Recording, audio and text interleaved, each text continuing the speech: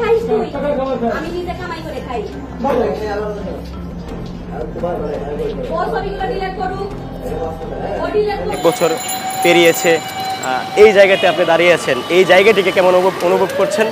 আপনার কাছে মূলত কেমন লাগছে? আসলে বিগত বছরের জুলাই আগস্টের যে স্মৃতি, এটা আমরা চাইলেও হয়তো কখনো ভুলে যেতে পারবো না। আমাদের যে যুদ্ধই বলবো আমি, হয়তো গণ অভ্যুত্থান বলতে পারেন আপনারা। আসসালামু আলাইকুম দর্শক, দেশ ও দেশের বাইরে থেকে যারা এই মুহূর্তে ভিডিওটা ওপেন করেছেন সবাইকে অসংখ্য অসংখ্য ধন্যবাদ।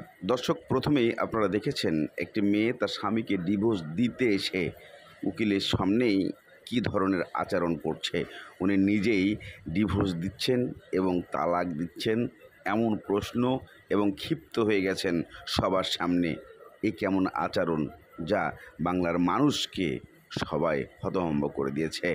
এই ঘটনাটি আর কোথাও ঘটে নাই, যে ঘটনাটি নজিরবিহীনভাবে ঘটেছে এমন প্রশ্ন উঠে আসে সাধারণ জনগণের। অনেক খাইস তুই? আমি নিজে কামাই করে খাই। ও ছবিগুলো ডিলিট করুক। ও ডিলিট করুক। ওর ফোনে আমার কত ছবি। আমি এই মোবাইল কথা বলতেছি তো।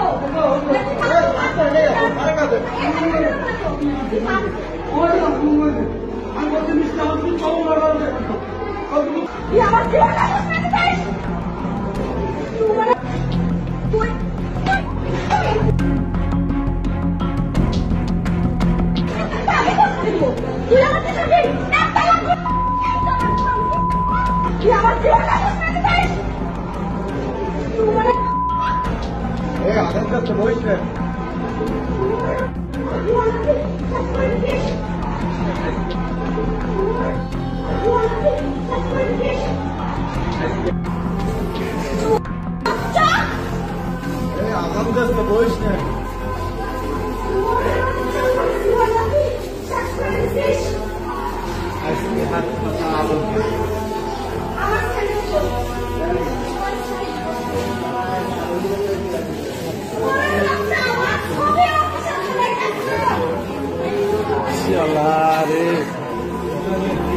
আপনার বাংলায় বৈষম্যের ঠাঁই নাই, এই স্লোগান দেখে আমরা দেখেছি দেশব্যাপী আপনার স্লোগান ব্যাপক পরিমাণে ভাইরাল হয়েছে।